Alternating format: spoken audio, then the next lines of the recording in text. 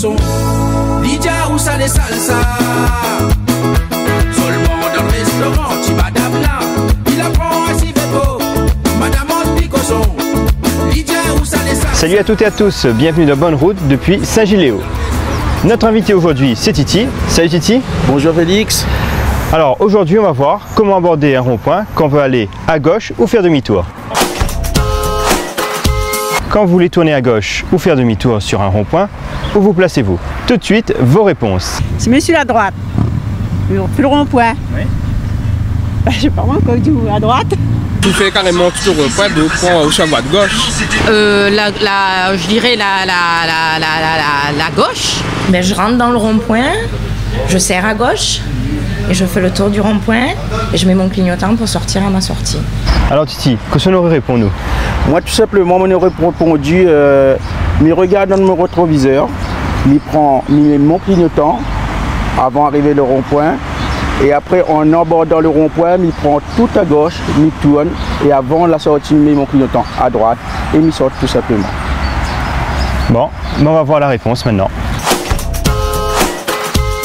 Un rond-point ou carrefour à sens giratoire est signalé par un panneau spécifique. À l'approche d'un carrefour à sens giratoire, on freine, on rétrograde, on contrôle en gardant le pied sur le frein et on prend la décision de s'engager 3 à 4 mètres avant le rond-point.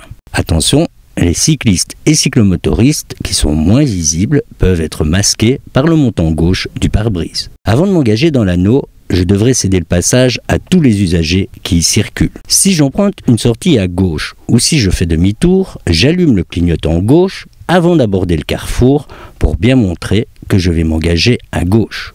Quelle que soit la direction prise, avant de quitter le rond-point, j'allume toujours le clignotant droit. Alors Titi, explique-nous un petit peu comment on fait pour regarder si le niveau de liquide refroidissement est bon. Il faut toujours regarder, le niveau d'eau tombe toujours entre le mini et le maxi. Si vous êtes en dessous de le mini, ouvrez à la base, rajoutez un peu de liquide refroidissement, surtout pas d'eau, évitez de l'eau. Dernier petit conseil, ne jamais ouvrir le bouchon quand le moteur est chaud. Vous risquerez de vous brûler.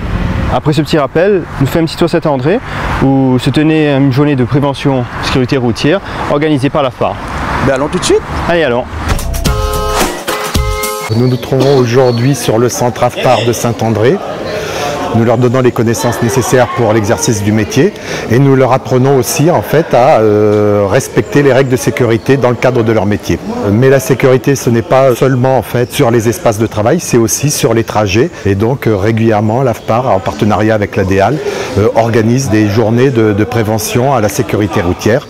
Et aujourd'hui, donc, nous avons plusieurs ateliers, le test au choc, la voiture tonneau, la simulation d'alcoolémie, etc. Ça va ?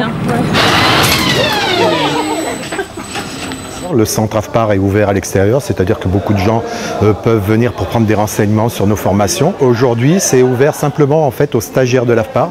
Donc tous les stagiaires de l'AFPAR de Saint-André vont passer sur les différents ateliers, au personnel aussi de l'AFPAR. C'est un choix que nous avons fait. Nous avons une journée pendant laquelle tous les stagiaires et le personnel vont passer sur les ateliers. Alors si, dis-moi un petit peu, quel choix de conducteur vous voulez sur la route? Moi généralement, moi les cool sur la route, mais ça respecte un petit peu les panneaux, les signalisations, les gens qui passent. Et en même temps, je tiens à dire à tous les auditeurs et auditrices qui regardent l'émission, lève un petit peu le pied, comme ça, il y en a moins d'accidents et tout le monde est correct. Avant de nous quitter, Titi, un petit mot sur ton actualité? Cette année, ça va faire 10 ans de carrière. Hein. Déjà 4 albums sortis. Et donc on aura des tournées que va faire un petit peu dans l'île. Il faut rester toujours d'actualité pour connaître les dates. Titi, merci beaucoup d'être venu. D'ici là, bonne route et soyez prudents.